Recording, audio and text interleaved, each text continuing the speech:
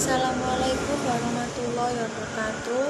Perkenalkan, nama saya Ayu Suryaningsi, kelas Perbankan Syariah 1 dari kelompok 8. Di sini saya akan menjelaskan tentang prinsip-prinsip etika bisnis, sasaran dan lingkup etika bisnis, hal-hal yang harus diketahui dalam menjalankan etika bisnis. Yang pertama yang saya akan jelaskan terlebih dahulu yaitu sasaran dan lingkup etika bisnis. Etika bisnis mempunyai dua tujuan. Yang pertama, menghimbau pelaku bisnis agar menjalankan bisnisnya sesuai dengan peraturan perundang-undangan secara baik dan etis.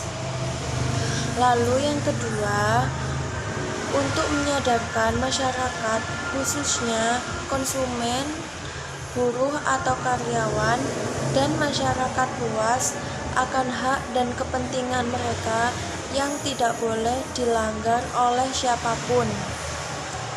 Lalu, etika bisnis juga berbicara tentang mengenai sistem ekonomi yang sangat menentukan etis tidaknya suatu perusahaan tersebut. Lalu yang kedua, saya akan menjelaskan tentang prinsip-prinsip etika bisnis. Prinsip-prinsip etika bisnis sendiri mempunyai 5 macam prinsip. Yang pertama, prinsip otonomi. Yang kedua, prinsip kejujuran. Yang ketiga, prinsip keadilan. Yang keempat, prinsip saling menguntungkan atau mutual benefit principle. Lalu yang terakhir, prinsip integritas moral.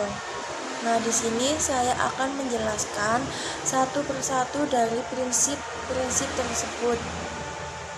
Yang pertama, prinsip otonomi. Maksud dari prinsip otonomi ini, sikap dan kemauan manusia untuk mengambil keputusan atau tindakan yang menurutnya baik dan benar. Lalu yang kedua, prinsip kejujuran. Prinsip kejujuran ini mempunyai 3 lingkup. Yang pertama, jujur dalam barang ataupun jasa yang sebanding.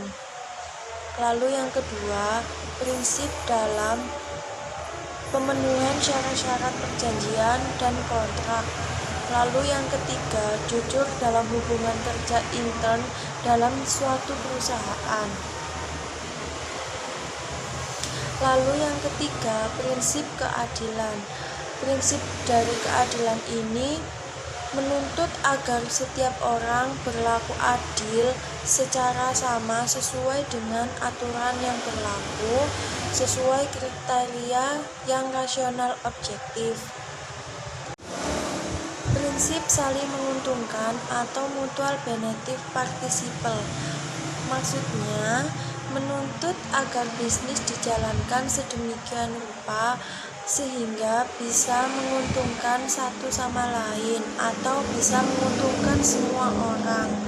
Lalu selanjutnya, prinsip integritas moral terutama dihayati sebagai tuntunan internal dalam diri pelaku bisnis atau perusahaan untuk menjalankan bisnisnya dengan tetap menjaga nama baik pemimpin atau perusahaannya.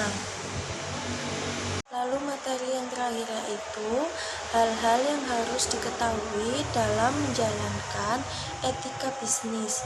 Nah, di sini ada 4 macam, yaitu menuangkan ke dalam hukum positif.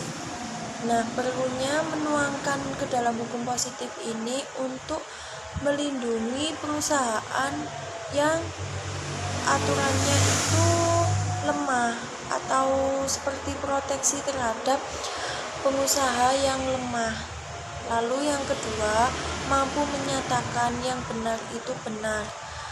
Contohnya itu kalau pelaku bisnis itu memang tidak wajar untuk menerima kredit karena persyaratannya itu tidak bisa memenuhi, maka tidak bisa memberikan komisi kepada pihak yang terkait.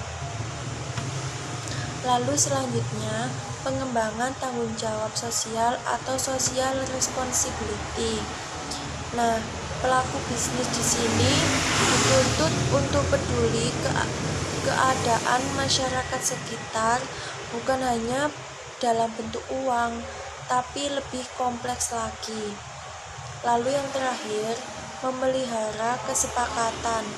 Nah, maksud dalam memelihara kesepakatan ini peraturan atau rasa kesadaran yang telah disepakati oleh suatu perusahaan sehingga menciptakan etika yang baik dan benar.